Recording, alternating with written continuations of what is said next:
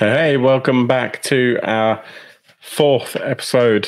Fourth episode, yes, of Nebin Pendlebrook's Perilous Pantry for Dungeon Crawl Classics. It's written by Mark Bishop, published by Purple Sorcerer, who are very, very kind and have also helped us with running a giveaway. So if you are interested in winning some of the Purple Sorcerer stuff, we have some PDF codes available. And basically, to take part, all we need you to do is to retweet or tweet the name of the character that died, screaming his own name in the first episode, or alternatively, join us on Discord and shout that name in the thread about our competition. So let's crack on. In the meantime, really, really delighted to be joined again by our wonderful judge, Zach, by Phil, by Erin, and not currently on the screen, but will be joining us hopefully any moment now, is Jay as well, who was with us in the last episode. Let's crack on, shall we? Cool. So, for a quick recap for those following along, Nebin went missing some time ago. He's now been discovered in a great hall riding a giant bone tortoise that had a throne on the back of it. Summarily dispatched by our group of budding adventurers, not before taking a few extra casualties, though, along the way. Nebin, he did not look all that well. Sunken eyes and bloodshot with gaunt skin and a huge gash down the side of his face. He claimed not to be undead and yet seemed to have those properties. He claimed that his life was given great purpose from being able to protect the treasures of the greatest wizard ever known, and pointed towards the eastern door as he was saying it. And with that extremely subtle hook, I will ask you, what do you do? Well, Barbo says I don't think Nebin needs his hat back. So I'm not sure what we do now, because we were here to save Nebin, and we kind of have, I suppose, saved him from damnation, but we definitely haven't saved him. I'd like to, I think, Groovek, it was Zeb, wasn't it? Zeb having fired that arrow that caused the demise of Nebin is going to wander over to the two halves of Nebin's corpse, who's been kind of cleaved in two by the jaws of the giant tortoise creature, and loot his corpse. Okay. As you're doing that, you start thinking, I really hope that tax collector doesn't try and take his cut out of this. And you're like, where did the tax collector go? Where did the tax collector go? And then you realize that the tax collector, along with his friends, haven't been here the whole time. They apparently, when the bone dogs appeared, the tax collector had some pressing matters that he had to deal with immediately. It was a matter of accountancy. Well, the group went off in its separate ways, didn't it? So obviously, they were the other splitter group. Damn it, Jim! I'm a tax collector, not a. They went off to search the places we'd already looked. Yeah, exactly.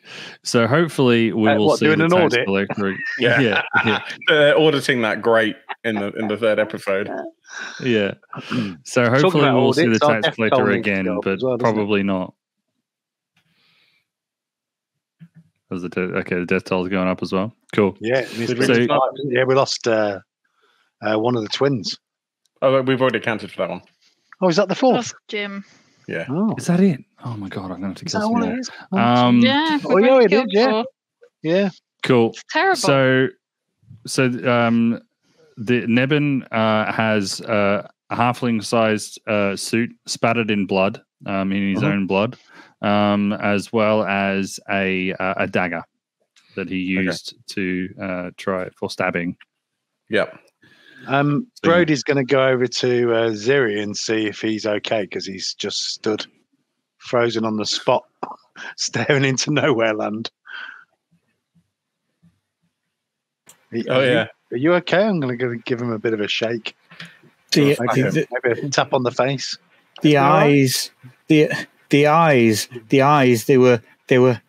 And he grabs you by the lapels. Yeah. I saw Nebin's eyes as well. Yeah, they were. The eyes. Grim. They were not there. Goodness me! At least you're back with us now. Yeah, indeed. Brady's going to move away a little bit. Clearly, slightly nuts, that one. But at least he's talking and walking again. Yep.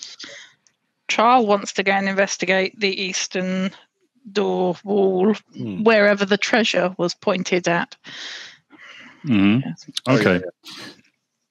So you go towards the door, and there's some scrawlings. There's some scrawlings. I shouldn't describe them as scrawlings because they're not scrawlings. there is a plaque that is set into the wall next to the eastern wall that has writing. Not everything in fantasy is scrawling, Zach. Gee whiz. The first part of it says it's forbidden for the guardians to enter lest they provoke the anger of the master. Is the first part of that plaque that you can see. There's more to read. Nebin said it was the best wizard or the most illustrious magician. Do we know who he's talking about?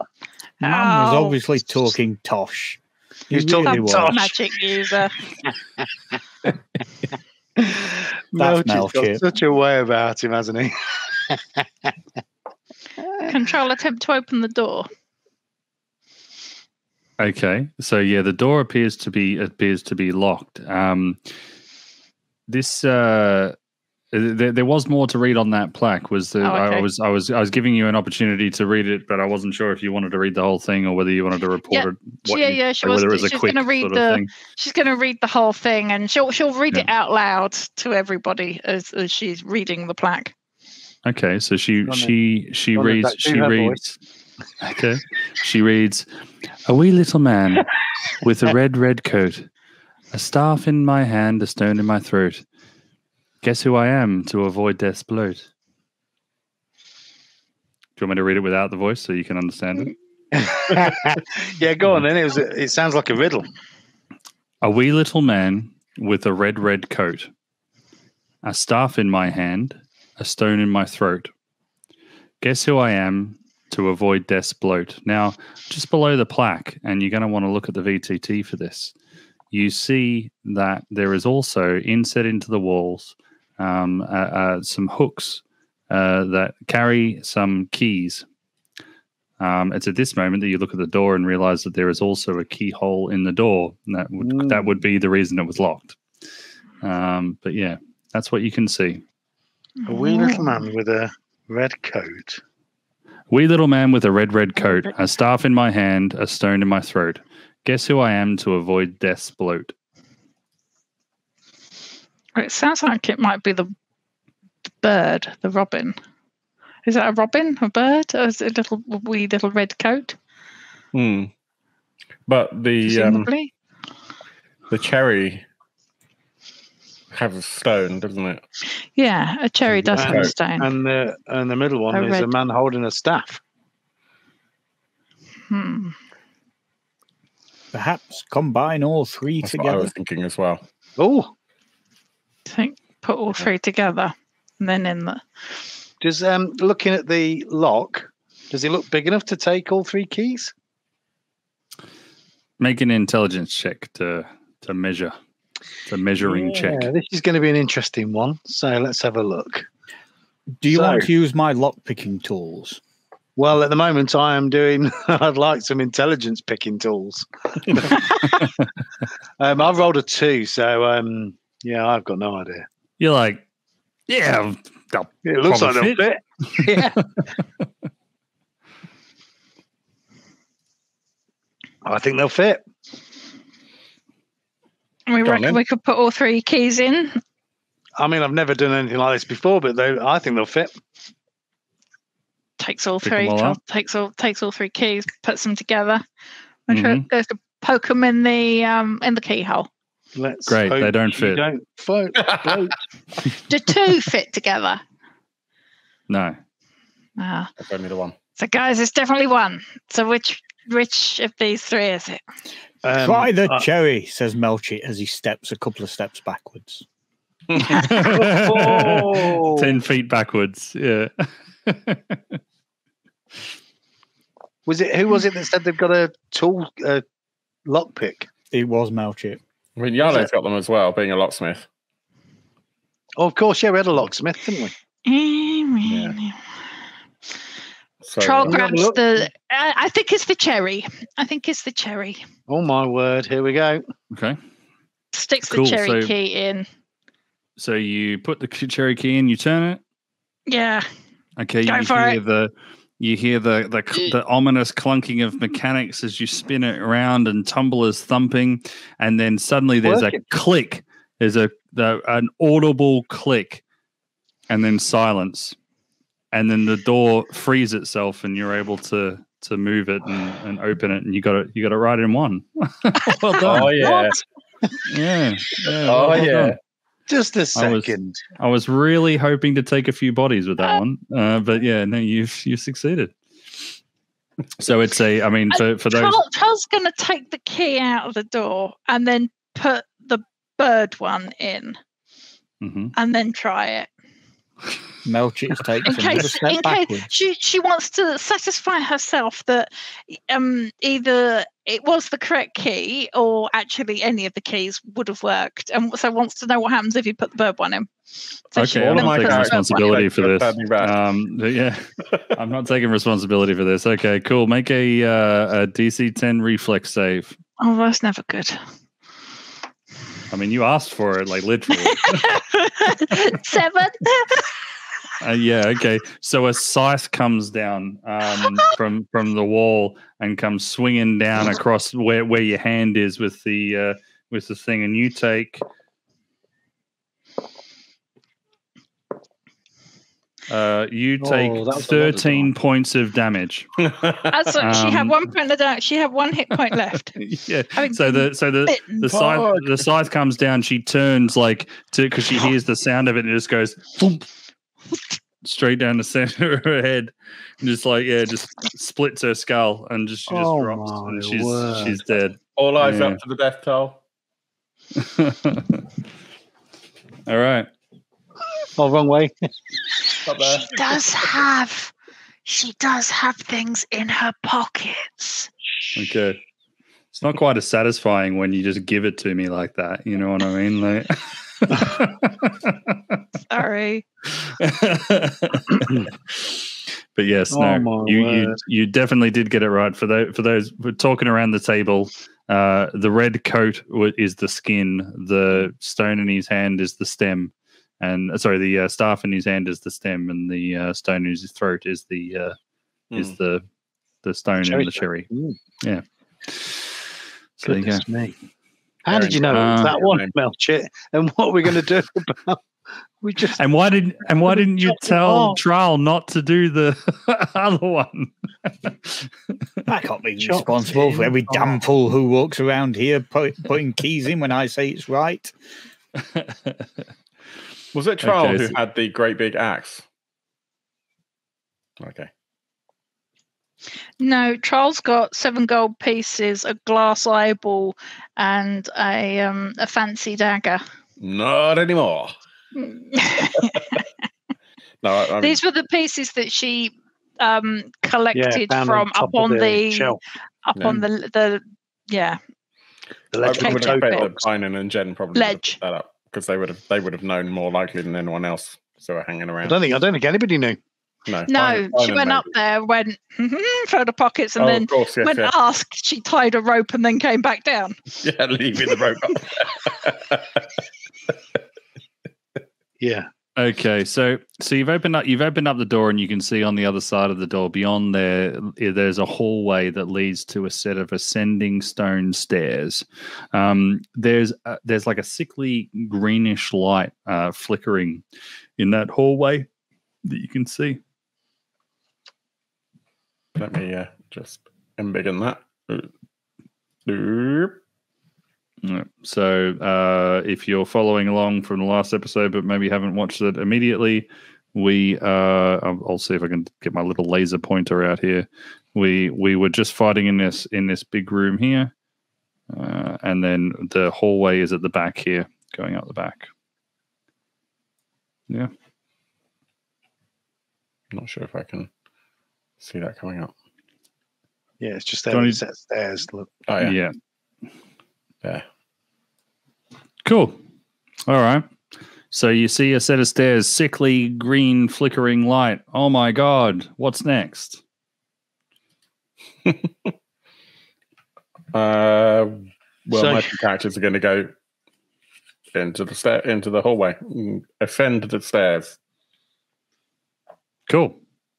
So I'm assuming, look, I'm just going to take it that the rest of the party is not splitting. Well, I was going to say to not split the party. I think we should all go together. But just as a reminder that before we came in here, there was another direction. There is another door there. Into the darkness down the other corridor. But I'm more than happy to keep heading towards the light. Mm-hmm. Let's keep going. Even if it is green and flickering. It's the color of treasure. Yeah. Yeah, I mean, I guess that is one thing. You know, you specified earlier that Nebin's now dead. You would seem to be without purpose, but there is treasure. Right? Indeed, exactly. there's some motivators there, right?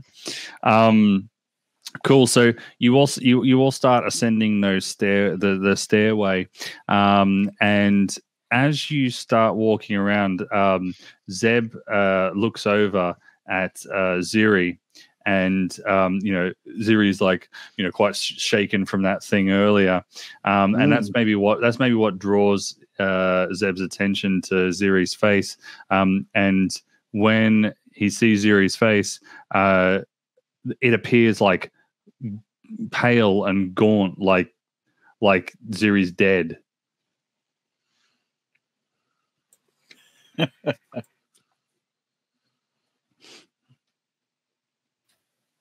Ziri, are you okay? For the purposes of the game, you feel fine, Ziri. Yeah, I mean, I feel fine. Whoa! I've not got the urge to decapitate any more dogs, but I feel fine. In fact, I feel Ziri really looks at good. Barbo, and Barbo also looks like he's dead. Can I see that? I presume not. Yeah, you look at Barbo, and you can see that he looks dead as well. Yeah. In fact, everyone looks dead. Just to Zeb or to everyone? So Ziri's looked at Barbo, and to Ziri, Barbo looks dead. Barbo looks back at you. You look dead. Everyone looks dead. Right. Everybody looks dead, Dave. What on earth is going on? I'm going to. Groovex is going to reach into his bag, pouch, whatever, and pull out that shard of mirror, and just kind of shaking, look at himself in the mirror. Okay, so you see yourself as perfectly well alive in the mirror. I'm gonna kind of turn and look to see how others look. You're gonna do a mirror selfie. Yeah, everyone's alive. Yeah. What the devil are you doing, man? Look at Barbo through the mirror, then look at Barbo with your eyes. How do I look in the mirror when I look in the mirror? Normal. Yeah, you look fine. Yeah, you look fine. Barbo, do I look stupid to you? More stupid than usual? No, you look dead. Yes, You look like exactly you what I died. mean. This is the shaman talking, who's very much about life. So do you. One other thing catches your eye as you're looking around with that mirror. You also notice that there's some bars in the wall slightly ahead. of where you are. Well, this is a suboptimal situation, but Do you should we think press on to those bars in the wall up there? Do you think it's the light, this green light, that's making us all look like we're dead? Undead. We have two options. Actually, out of character. Sorry, Jen, you were going to... Erin, you were going to say. No. Just agreeing. We all look undead. I think there's two options, says Melchett. Either it's this light making us look dead, or we are dead. And I want to be very clear on this. Bagsy Terry. Yeah, Bagsy Terry. Shotgun. Terry's dead, Dave. Yeah. Terry's dead, Dave. When was he alive again? Well, Terry he was dead, alive when I sliced his head in half with my cleaver. That's nothing a little bit of bandaging won't sort. Barbo's going to head back down the stairs and back into the room and ask whoever's at the back of the party if I still look dead in here. Okay, yeah, sure. You take a step out. You say, "Hey, Groovex, do I look dead, bro?" And he goes, "Nah, you're all good." No, I don't know. Groovex will say absolutely that, but Zeb, just to be contrarian to Groovex, will say completely dead. So yeah, just goes, yeah. I think Zeb has seen my inner soul, and yes, I might be dead on the inside, but yeah, exactly. I think it's definitely the light in this corridor makes us all and look Yellow's a bit thick and doesn't really know undead. either way. So I don't know if that's going to work in our favour. I don't know. I don't know why it's happening. I've got no idea. Must be the light. Well, man, are we dead? Does it matter? Binder sort of pulls up. Look, does it matter? Look, we're all standing here. We're all talking. Oh, look, we're dead. We're not dead. We're dead over here, but we're not dead over here. Look, to be totally honest with you, I don't think it matters. I think we should probably get further along this corridor, maybe get out of this creepy green light, and maybe won't be undead at the end of the corridor. That kind of crazy talk makes you sound like Nebin. You sound like Nebin. You know, in the grand scheme of things, we're all dying, you know. What is that? Binder strides off up the corridor. Keeping Terry. I think Groovex will come with you. Jen, follow. No. Okay, let's go. So as you walk towards the bars, something thumps into the bars, and arms come through, and you hear. Oh, Lord, free us. Oh, you're here. Bynum screams like a little girl and suddenly hides behind Jen. The midwich cuckoo with the battle axe. She steps forward. Who are you? What do you see? Oh, we haven't seen anyone for hundreds of years. You have to be here to free us. You have to help us. Who are you? They said we're devotees of Varuth Moss. Who's Never he? heard of him. So they explain that Varuth Moss was a devotee of the amphibian Lord Bobugbliz.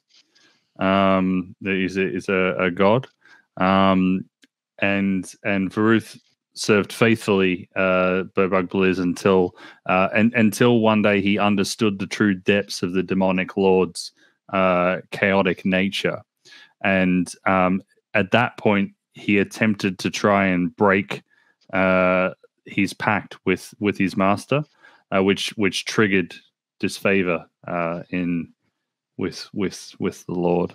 And they explain, we've been here for so many years, We were locked up. Berbugbaliz, he sent someone to get us. But who? Yeah, who? Well, where are they now? Varuth, after breaking his pact with Berbugbaliz, he thought that the best way to try and escape the wrath of the chaotic god would be to travel through the fabric of time and space using a magical item called the Black Pearl. And using it, he traveled across dimensions and across the very timeline of space. I'm sure that you can't understand any of this, but it is he came here, but Berbugbaliz, he's omnipresent.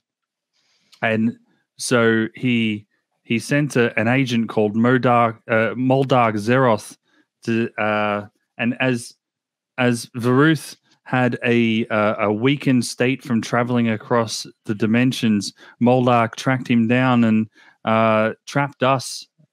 And well, the last we saw of Varuth, he was fighting for his life. Can you prove this? Citation, please. Yeah. Baffled.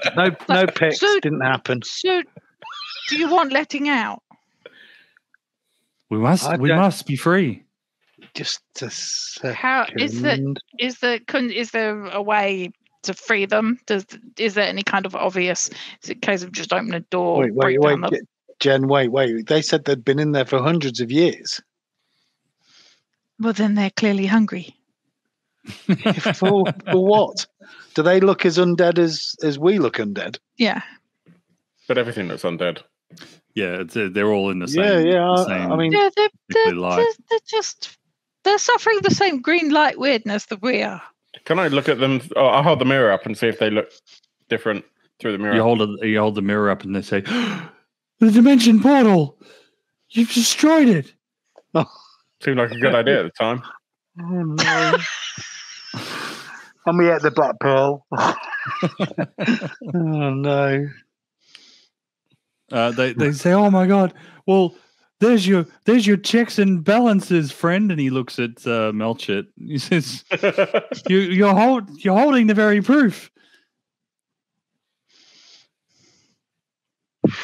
It was a mirror, and not a very good mirror either. Just, I mean, look, it's wrong. What use is a mirror that is wrong? It's about now. I normally say something witty, but I really don't think I understood any of what you were saying.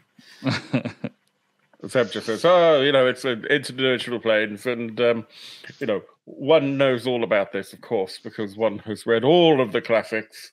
None of you would understand.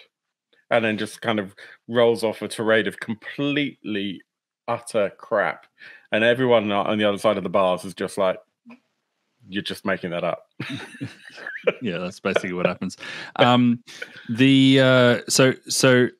not trying to coach you in any one direction here, but just so that you don't feel like you're trapped in this room, the chairs do, the stairs do continue. Yeah. Those bars are about halfway up the wall there, but in classic crappy DM style, I have not organized the fog of war well enough to not display the entire rest of the map. Okay. So they're about halfway up the stairs there. So yeah, that's where Grievex is just going to get really, really impatient and just say, Zeb, you're talking absolute nonsense as always. But enough of this undead rubbish, and start walking. And are we just going to leave these people here? Maybe Jen we can find a door around the swings corner. her axe and tries to smash at one of the bars to let the people out. Okay, sure. So why don't you make a DC 16 strength check? So I guess that's the same as the things, right?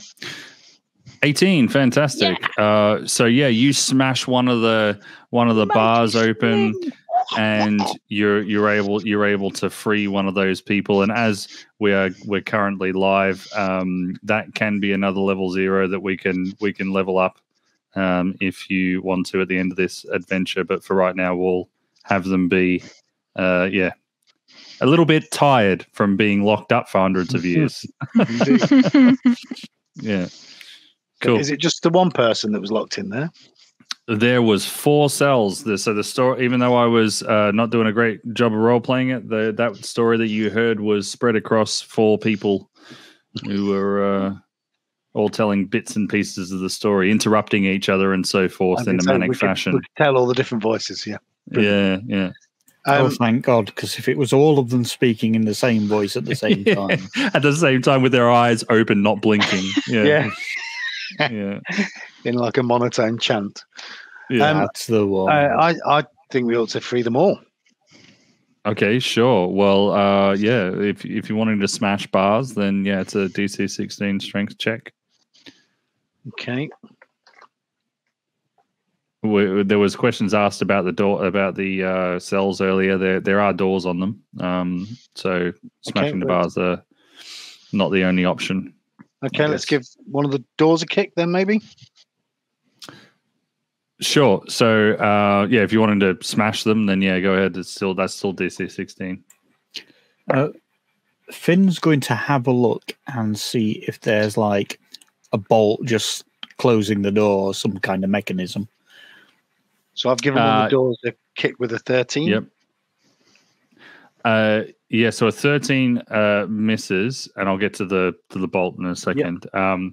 So you go to smash the bar, and it rings and resonates, and with such a frequency that it sort of like fills the space. And the other thing that fills the space is a stone that comes from the roof and entirely fills the cell and just goes splat. And you've got prisoner puree seeping out the bottom of the stone. This prisoner is entirely splattered. Prisoner puree. There you go. Never thought you'd hear that before, right? It's a thing out of context. D&D. Brody's mortified. So there's another 2 cells with live people in them. I'll just cause that person to die. Well, you finally did something useful. Jen's going to attempt to smash another one of the bars. She did so well last time. Sorry, hang on, wait a minute, because let's roll back to Jay here because he got interrupted earlier. Yeah. Sorry. So the you were looking for the lock. You were looking at the locking mechanism, right? Yeah. So it looks quite old, not necessarily a lock that you would have seen recently, but your lockpicking skills would be good enough to be able to know that you can jimmy most locks, right? Like you can jar it in such a way that you might be able to get it through. That'd be a DC 12 intelligence check. Okay. Let's get this. Nah. No way. Not a chance. No. Okay, cool. So you try and jimmy it, and you hear clicking and clunking, and splat.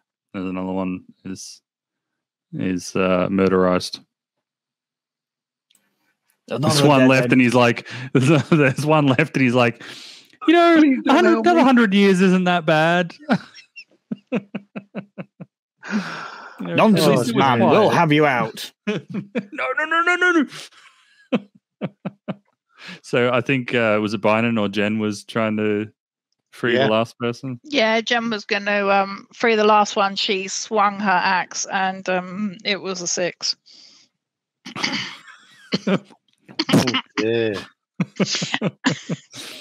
Okay, so you've freed one of these prisoners, and they're like, the great Bugbear giveth and he taketh away. And it appears today away. Yeah. It wasn't worth the wait. Yeah. He is a crazy but not really fair but powerful god.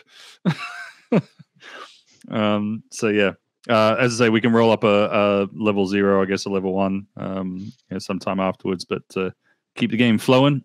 You've got a level 0 following you. So now what? I think Zeb was heading up the Groovex. stairs. Oh, Groovex. So Zeb was upstairs? doing all that absolutely bullcrap mumbo jumbo Oh, attempting to fit in with the transdimensional Yeah, conversation. talking about the plumbus. Yeah. Exactly. And Groovex has just gone, oh God, it started again. And it's kind of wandered off. And probably Yale would have gone with him. So the stairs continue upwards to an opening in a large stone wall, and as you get closer, you see the doorway at the top of the stairs has been carved to mimic the great gaping gore of some grotesque beast. Maybe I shouldn't use the word mimic. That's an unfortunate choice of words. But, anyways, the flickering warm light from inside the chamber illuminates from inside on the other side of the thing, illuminates back out of the hewn eyes and the upper jaw of the contorted demon face, giving it the fey illusion of life. It seems to call you forward, as does the judge. Groovex says, hello. Well, Groovex takes ego damage from talking to a door. -1 personality. I mean, it's not exactly full of personality to begin with. Well, that's a jolly looking door. Look, it's smiling. So That door looking up towards it. bodes, says Finn. So there's a few people talking at once there. What was that? Jay? That door bodes, says Finn. Finn. Boats. So I think Yale will go up to it as a well-established, excellent locksmith. Mm-hmm. Well established. Well, it's just an opening in the wall, isn't it? Well, yes, but it's still a door. When is a door not a door? When it's a gaping maw. Yeah, when it's a gaping maw. And I think Yale will just kind of wander in. Yeah, Barbo's happy to wander forward as well. Yeah, everything's a lock. We've gone towards the yellow light, right? We've gone towards the green light. Let's go towards the red light. So as you pass through the jagged archway, you find yourself in a cavernous room, even bigger than the Great Hall. It just gets bigger every time. It's even bigger than the Great Hall. Room. Yeah. There's 30-foot ceilings in here, right? This is big. It's a big place. The walls are tinted in a purple light. It's like us in the real world would know it. Like it's kind of like a black light, like that sort of light. And there are hieroglyphs and strange symbols in bright yellow chalk, and they're written everywhere. That's what you can see in the doorway as you sort of step through. What the hell?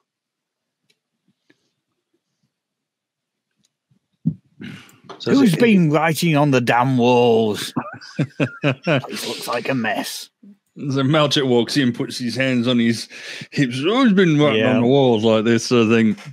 And as he's looking around and so forth, he notices that there appears to be torches affixed to each of the 4 walls, and there's no sigils in the places where the torches are. Like there's sort of like a round sort of area where there's no sigils. In fact, you can see like at the edge of the area, the sigils sort of like fade in. You know what I mean?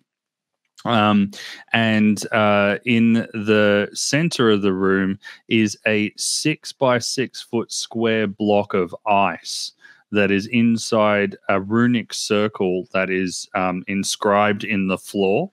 And there's empty torch holders that flank each of those the 4 sides of that block. So that's kind of what you can see. I can reveal the rest of the map now as well. because that may give a little bit of extra context as well. Let's reveal this part here. Okay, so you can see the big old face door there.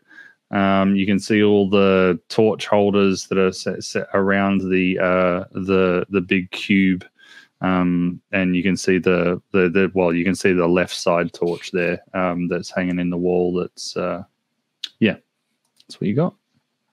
I wonder if we could melt that block of ice by lighting the torches around it. Have we got any fire? Oh, more importantly, have we got some kind of stick with which we could transfer the flame from that torch on the left? That could work. So I haven't done a good enough job of explaining. There's a torch in each of the four walls, and there are, and so it's not displayed on the map. But yeah, that's just one of the four that are in there. And around those torches that you can see on the walls, as I say, there's no sort of sigils. They don't glow in the purple flame. They glow in like a flame that you would see normally. But as you're looking around and so forth, you also see that there's large boulders that pack at the back of the room. There's like a pile of rubble and so forth. You could see that on the map too at the back there. There's a pile of rubble. Amidst the rubble, there's a wooden chest that has copper hinges from what you can see based on the glinting and so forth there. But as your eyes return to the block of ice, you notice actually there's a figure trapped within that ice.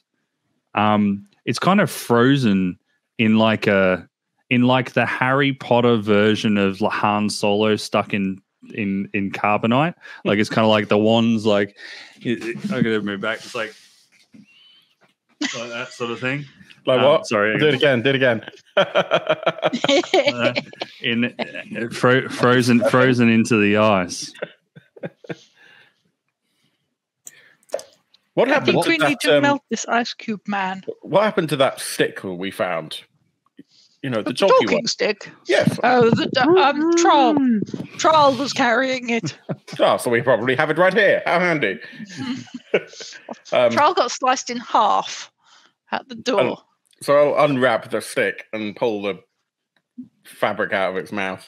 Help me. We're going to help you. Do you want to help us? Help me.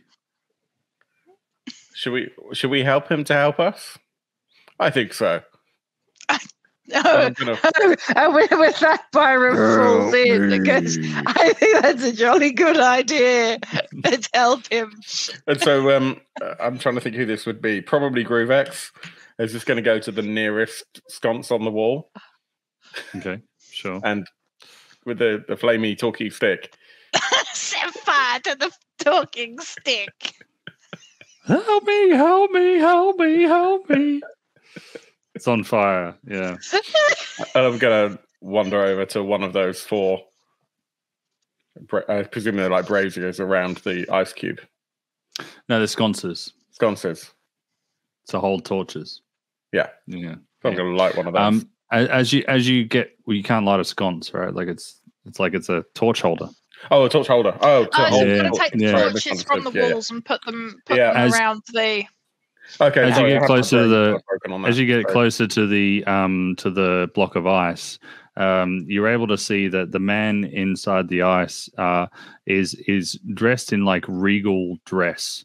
It's like a blue sort of flowy robe sort of thing.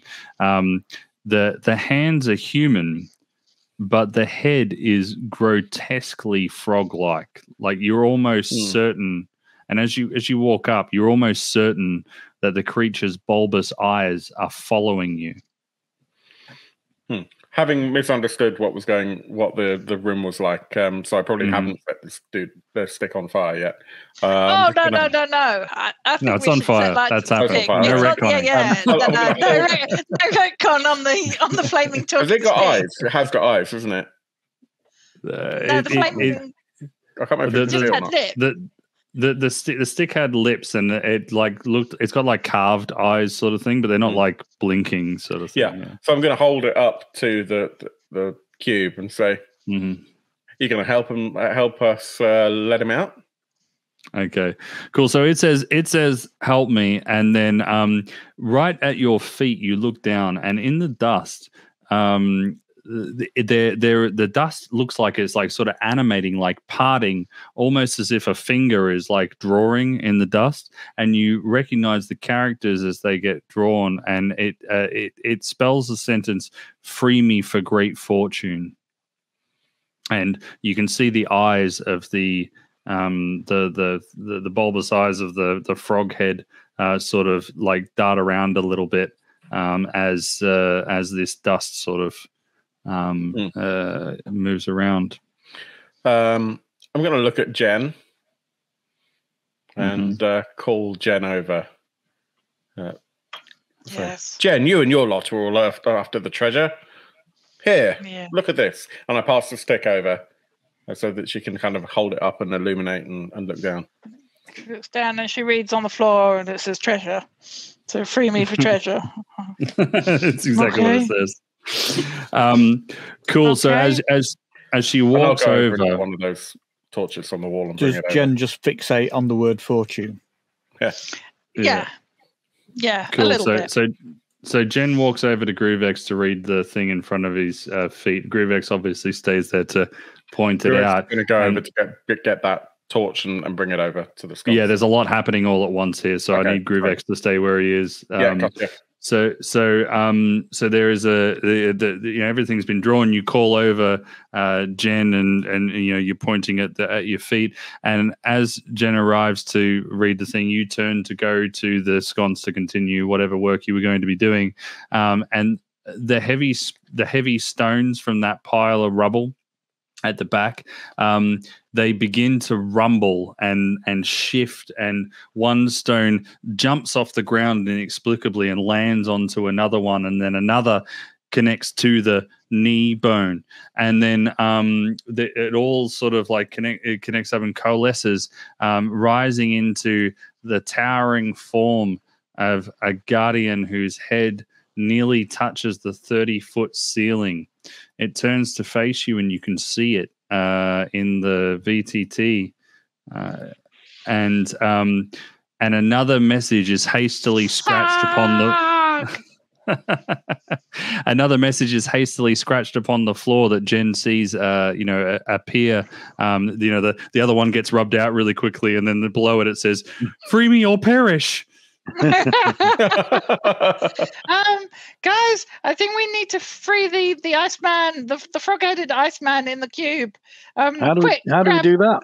Grab the torches, put them in the sconces. Well, step one, we roll initiative. Hey. No. 4. Ooh. Farg. 19 for me. Nice. Okay, so 13. Oh no, 14. Sorry, with my bonus. Jay is 14, and that Dark Orb Phil. Mine was 4. Forg. 4. Oh yeah, Forg. Of course, how could I forget? And Aaron. 15. 15. Okay, cool. So Improved Phil is first, and then Aaron. And then Jay, and then the bad guys, and then it is Dark Orb Phil. Okay, so what does Barbo and Brody do? So I heard the shout for us to get the torches to the sconces. So where's the nearest torch? There's one in each wall, north, south, east, west, sort of thing. Yeah. So I guess if we've just come in, so the one behind us. Mm-hmm. Sure. Barbo will run for that one, and Brody will go for the one that's kind of, I suppose, the side west, I guess, away from the stones, but still heading towards it. Sure. Okay. Cool. So you race across, you grab the sconces. I'm going to say there's enough. You got enough movement to be able to grab it, and then grab a sconce. run all the way to the sconce and put the thing in there. As you're running across with the torches, you remember I said that there was that like circle where there was no sigils and so forth. Writing, As you're running across with the torch, the sigils are disappearing in front of you and reappearing behind you, like the torch is sort of making them disappear. And as you put the torch and sconce, the like a quarter, like the southern sort of quarter of the runic circle sort of disappears, and you see the same thing happen in the west. So, I just need to roll some dice here.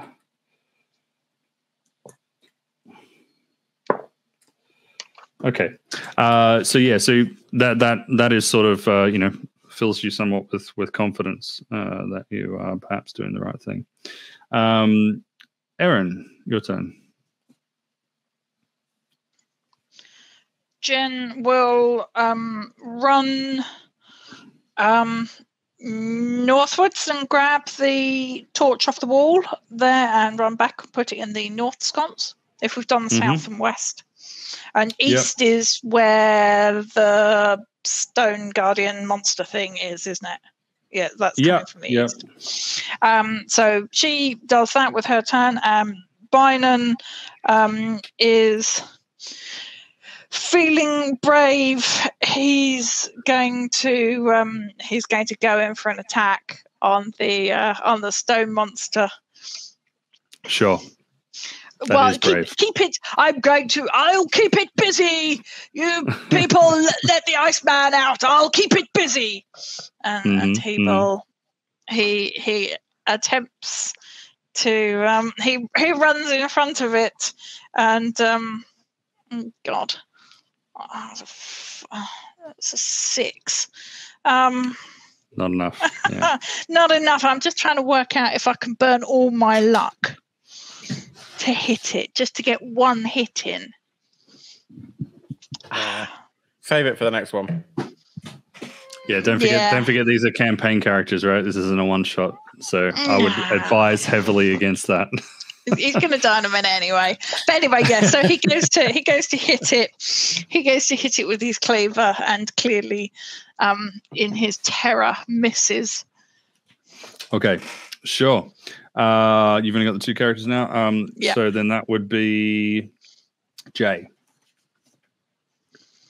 Okay, so Finn is going to have a mental breakdown and run screaming at the creature, waving his axe. Okay, go ahead. 19. Wow. Yeah, that's it. Okay, that is a D6. Okay. 5 points of damage. All right. So you clunk into this thing. You possibly blunt some of your axe, but other than that, you've done a decent amount of damage there. All right, cool. How many? Your other characters? Zuri. How many sconces have we got? Still got untouched. 1, and your golem is now sort of otherwise engaged. Engaged. Yeah. So. Okay. Zuri will run up to the sconce. I take it it's going to be an action to one turn to run up to the sconce and grab the torch. Yeah, so thus far I've been taking an action for you to run up, grab it, put it in the sconce when you get back, yeah. Okay. Owen is going to do the same as Finn, but he's going to try and circle around the back of it. Okay. And he's going to try and hit it with his club. Sure. And his fearsome battle cry this round will be, "I'm really, really sorry." And he basically swings, and a 9. Yeah, 9's no good. Yep. No good. So can we say that he just reverberates off the being a stick insect-like character, he basically hits it with the stick and just reverberates backwards slightly. It really hurts his wrists. Yeah. Cool.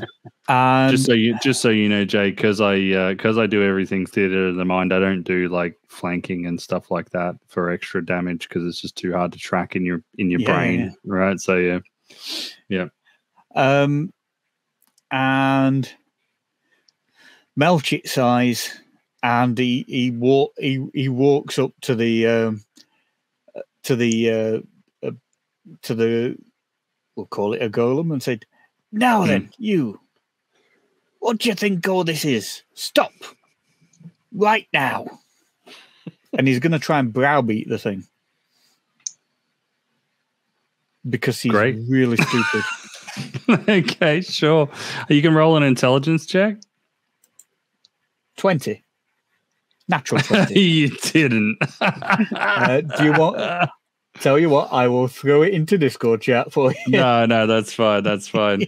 Okay, well, you don't crit skill checks, so there's not going to be any crit table thing. But I can't let a crit not do anything. So, for a moment, the golem questions its existence. It's like, no other rocks are alive. The walls, they aren't alive. The floor, that isn't alive. Why should I be alive? And it takes 2 points of damage. Self-esteem damage. Yeah. Psychic damage. I'm alone in this universe. You made me question its existence. All right, cool. Melchit tends to do that with a lot of people. I know we're all made of stardust, but do you have any other characters, Jay? No, that's the last. Nope. Okay, so now it's going to be its turn, right? So the first thing it is going to do is we're going to get who is the unluckiest character at this point. I've got a 13. Finn's got 9. Actually, well, I'm glad you all looked it up. Sorry, it's actually. Roll under your luck for a random one of your characters. So I guess Jay's rolling a D4, Phil's rolling a D3, and the other two are rolling D2s to work out who is the unlucky one. Once you've got your unlucky one, you want to roll under their luck. Whichever character is the unlucky one, roll under their luck. Let me know if anyone fails. Yeah, Bynum failed. Cool. No failures here. No. Anyone who fails makes a DC 8 reflex save. 8. Right on. Okay. So the golem goes, "No, I do exist." Rah, rah. From Melchit, you just hear a bugger. He starts punching the roof and stuff, and all rocks start falling down, and rocks fall over the only entrance into this room. Like rubble just collapses, and the Aaron's character dives out the way as rubble falls, and just manages to avoid getting squished. Now, who do I have in front of the golem right now? Because it is its turn. So Bynum was in front. He went in for the attack first, but he's dived, now dived out the way. Yeah, Finn definitely did a frontal assault. All right, we're doing Finn. None of mine have moved yet, so. And Melchit stood in front of him and gave him a telling off. Oh, he walked towards him. He's not quite in front of him. Yeah. He's not his voice not travels. natural, but Finn gets 20 in the fist. Down he slams onto Finn. And he will take. No, you don't have to roll. You don't have to roll. He has 1 hit point. So slam, smush, and more level 0 puree. It's just everywhere. You're all getting mullered. Take a look at the death toll. Yeah, I'm. Proud to be death number 6. We need a soundboard with just like a dong, like a gong or something. Okay, cool. So that is going to be its turn, and now we've got Dark Orb Phil. We have one sconce with no torch in it, and we have a very angry golem. Okay, so I think is that sconce with the missing a torch is the one nearest the golem, right? Yes. Okay.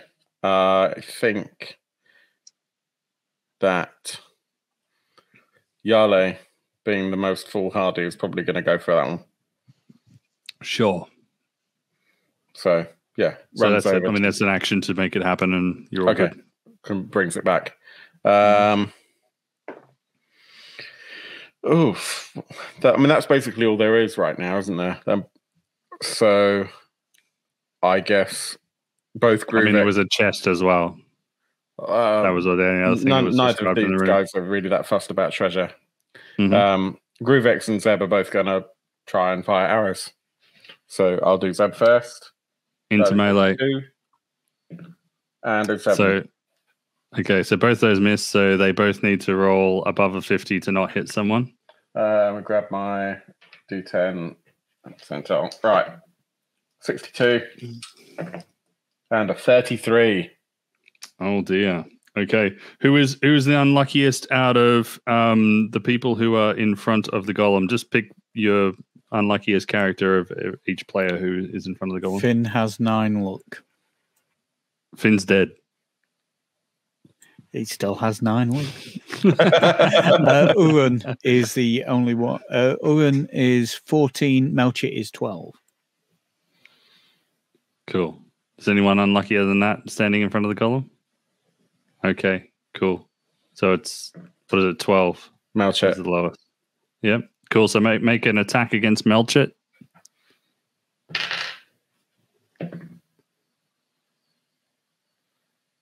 That'll be a 2. All right. Okay. So yeah, it's it lands short and slides along the dust at the feet of Melchit, and just sort of like gives him a little prick in the shoe, just sort of like gee, ow, which is ironically not what people think of Melchit. It is the second time you've shot at him, though. Yeah. I'm just trying to give him some free arrows. Keeping count. 3 arrows. 3 to get home. Cool. Any other characters that you've got actions for?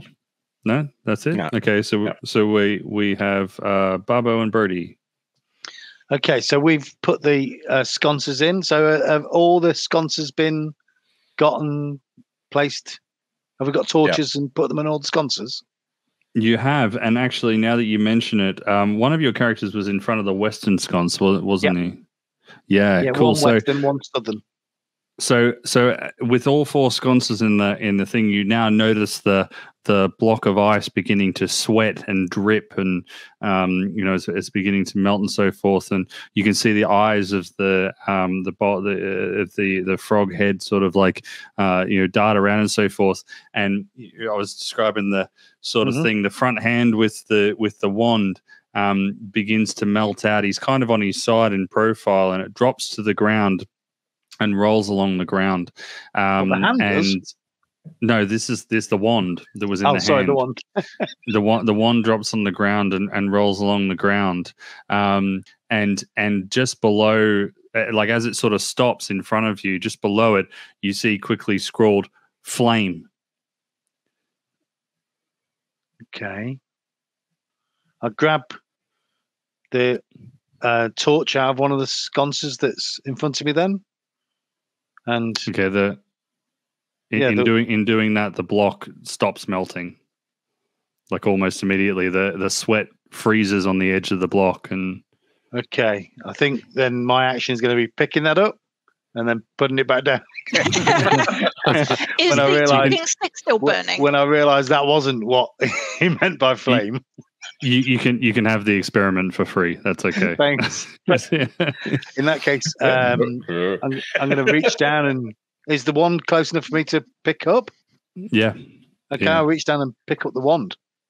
Cool. You feel like like you feel warmth come through your hand, and you feel sort of empowered in such a way that I'm incapable of describing, other than to say there's a flaming hand spell in this in this wand.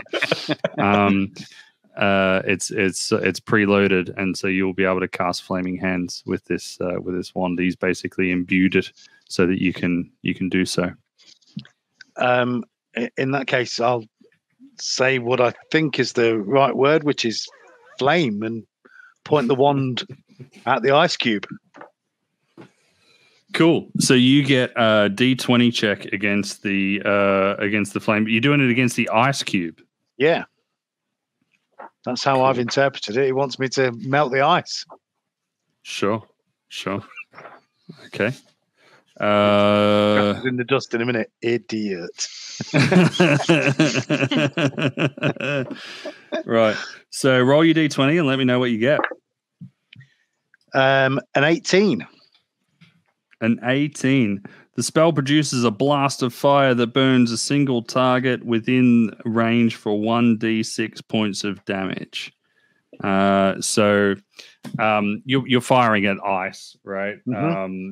So pretty much. It doesn't bother me too much about sort of what damage you got there, because you're using it for other purposes than the damage, right? So the ice begins to accelerate and melting, and you can see that it's sort of like it goes then over the head, and it's sort of like halfway out, and it can't quite reach out, and he goes, "Thank you, you worked it out. That thing won't stop. We have to destroy it." Okay. On that note, then, Brody, who didn't pick up the wand, is going to pull out his axe and take a run at a golem or a Cool. Tetris man. Let's do it. 13. I don't think I've got any extras for Brody. You missed. I did. I missed. You missed. Burn a point of luck. I was going to say, unlucky. Yeah, go on then. Let's try Burn that. luck. So you can burn 1 point of luck and it'll hit. Yeah. Yeah, well, I gained a little bit of luck earlier, so that sounds perfect. Cool. Go on then. So that's Right. D6, I think, for hand axe. Cool. 3 points of damage. All right. Yeah. So you chunk into it. Some of the rocks fall off and so forth, and you sort of thing. It doesn't like being hit with a hand axe. It's not one of its favorite things to do is be hit by a hand axe. And Aaron. Doesn't like you being hit by Aaron either. No. Well, as this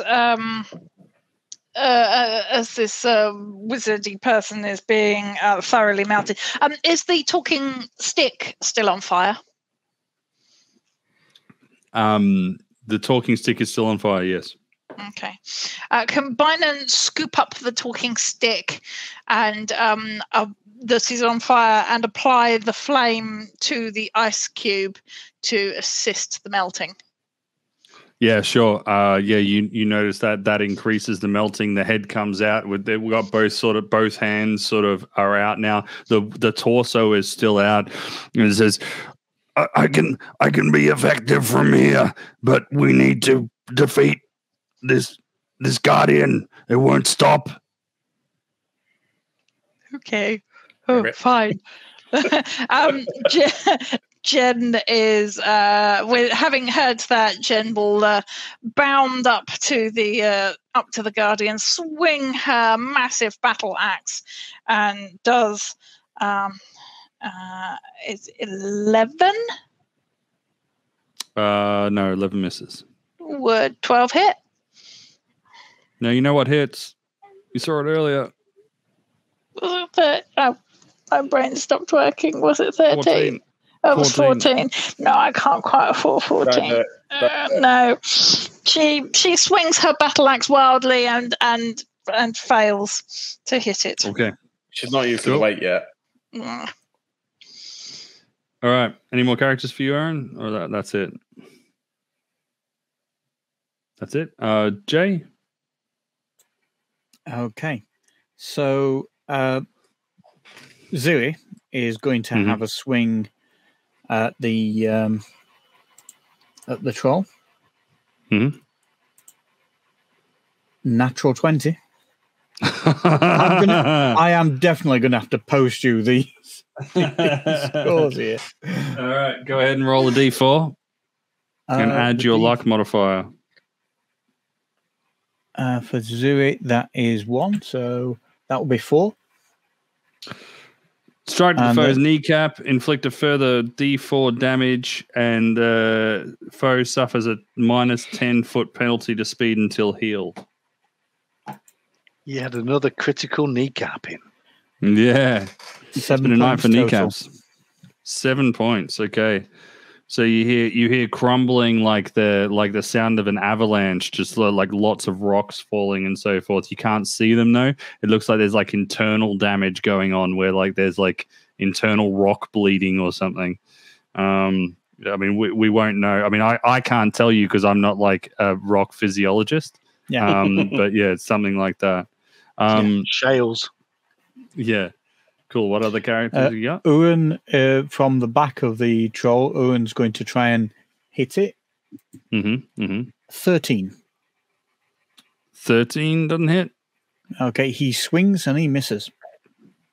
Okay. Doesn't hit by 1. You know that, right? Burn a point of luck. Oh, right. In that case, he will burn a point of luck. Mm-hmm. And then he will hit. Yeah, sure. So that would be 4 points of damage. 4 points of damage. Further damage to the golem. He's like, he's reaching for the places that you're hitting him and stuff. There's all these knees and all that kind of stuff. He's just sort of rubbing them. You bastards, I just woke up. Melchit is going to stay back and he's going to try doing the same again. But this time he's going to shout and bawl at it and tell it how that it's a useless rock. Your mother's metamorphic and your father's sedimentary. I'm not going to imbue you with the powers of vicious mockery at level 0. So if you want to do it, then you can roll down the dice chain for it this time. It's going to gradually get less and less effective. Okay, that's not a problem there. Yeah. It's a 6.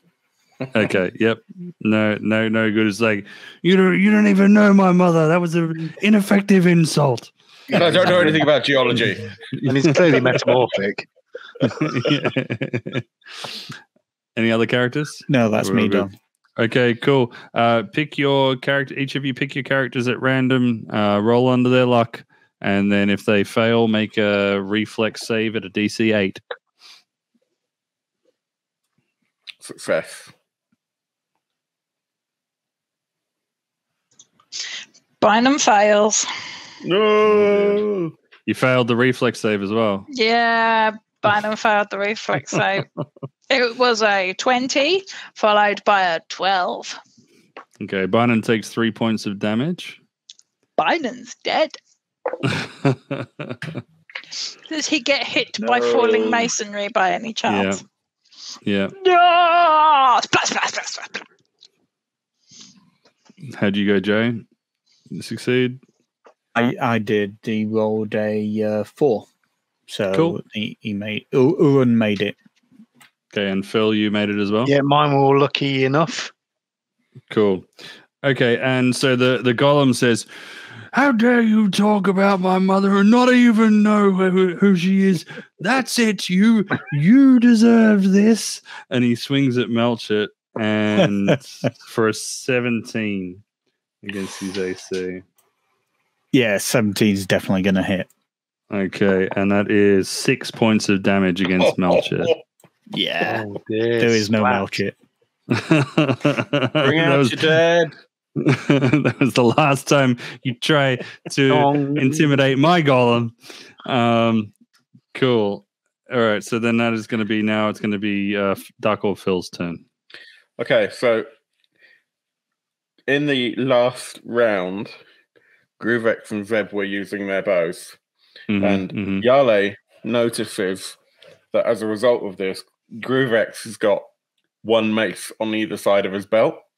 So Yolo's going to basically grab one of those maces and just start running at, and Groovex won't stop him, and just start running to basically hit the golem, right? Manages to grab the bitch slapping mace though, so he's going to try and bitch slap the golem. Okay, sure. Go ahead. This is the one with the hand, right? Yeah. Yeah. Okay. And that is a 16 to hit. 16 hits. Cool. 1d6. Yes. 5 points of damage. Wow. Okay. All right. Cool. Anything else? Yeah. So Groovex and Zeb will both continue attempting to use their bows, I think.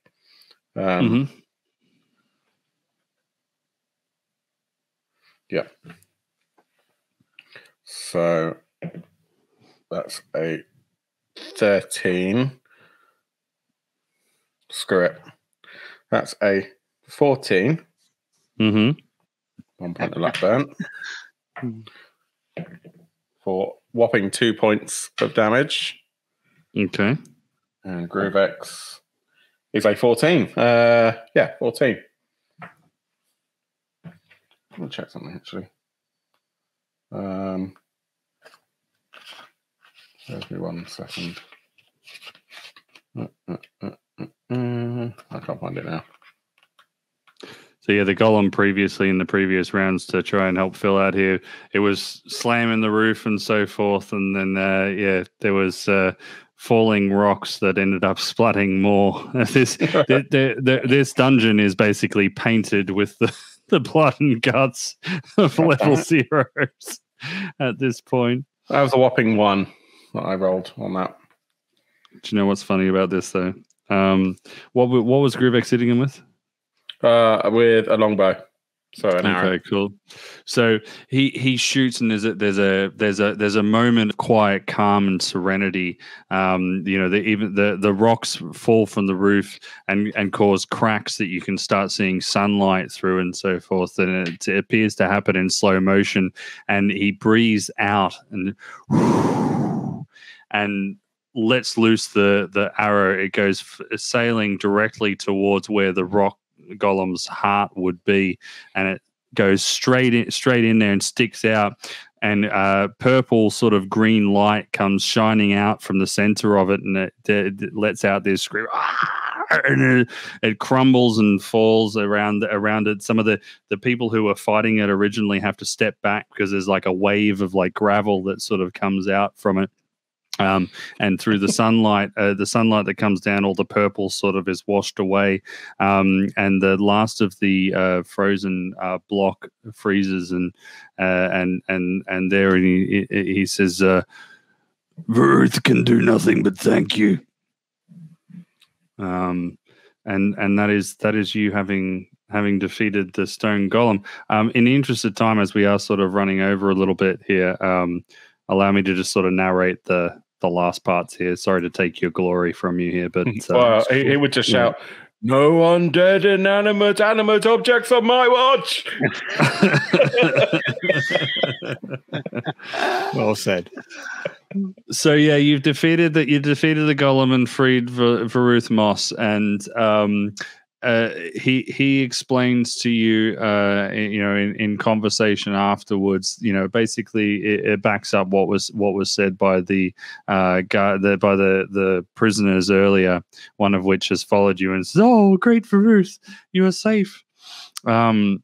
He says he's been imprisoned there for 146 years, 7 months, 14 days, and 22 hours. He's been counting.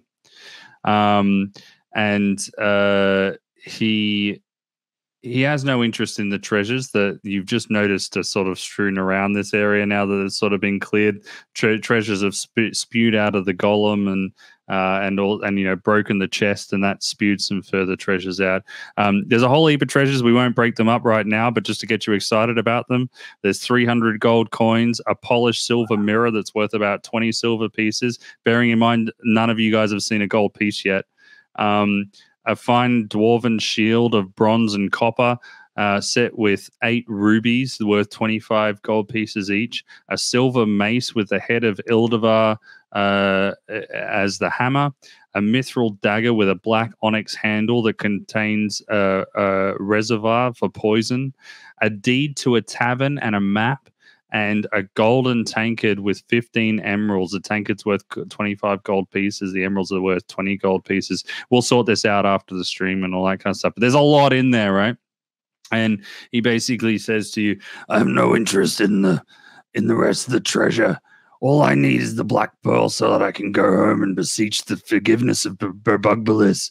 And so you guys are sort of all cutting up all the rest of the goods and that, and he's sort of digging around, and you sort of notice as he's digging around, like he starts digging like more fervently, and he's throwing things around, and he says, where is it? It's not here, my key home. Where's the black pearl? Moldar, curse you. And that's where we'll leave it. Oh, awesome. That was really, really fun. Enjoyed it. Did any of us pick up a black pearl? I can't quite recall. I don't recall. I mean, we picked up a glass eyeball. Yeah, you didn't pick up a black pearl on my watch. Yeah, not on this day. That was cool. Absolutely incredible. Thank you, Judge Zach. I would ask where people can find you if they want more. Well, I mean, find me on the Dark Orb Discord first and foremost. On Twitter, I'm at Zaka the Hacker. Yeah, I mean, other than that, I think probably the Discord's best. I'm in there most days, right? This is true. And we will likely have some more. I'm just updating my name on here. We'll have some more Dungeon Crawl Classics around about this time next month, give or take, for 3 to 5 weeks, I would say, from now. We haven't quite worked out the scheduling yet.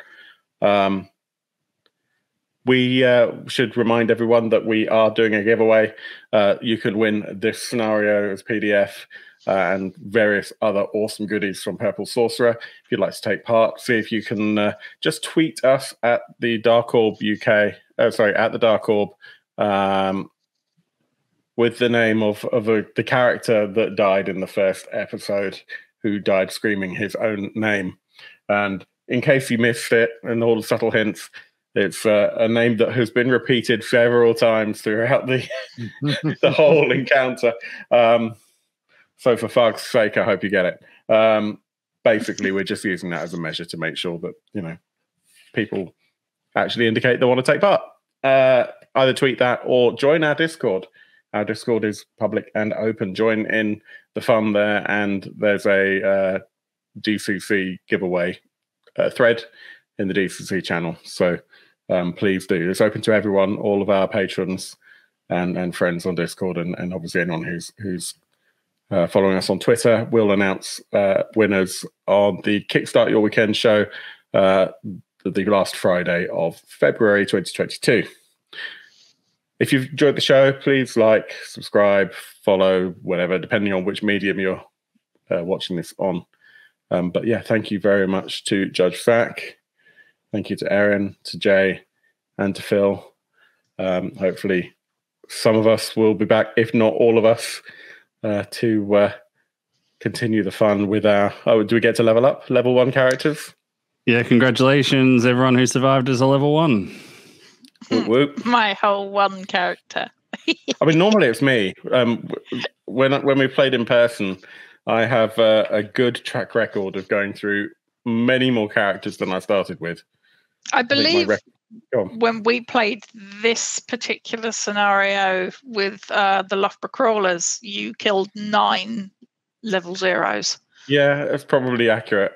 Luckily, it was so long ago that I don't remember any of this,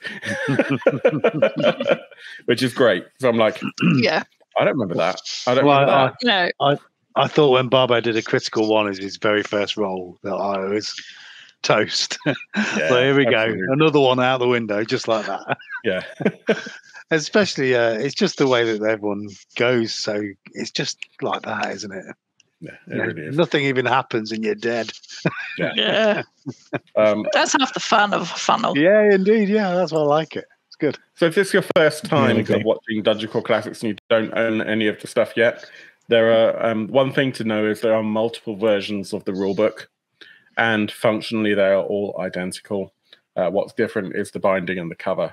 So you can just buy the paperback version. It's really cheap, or you can get one of the limited edition versions that's very expensive. You know, we're talking about the difference between 15, 20 pounds and best part of 100. The only thing that's different is the cover. That's not to say don't go all out. We've got several copies. What it's to say is that reprints, the only thing that really changes is the artwork that's inside. The game itself doesn't go through new editions, so it's not like kind of the 8th printing is different rules wise from the 3rd printing, for example.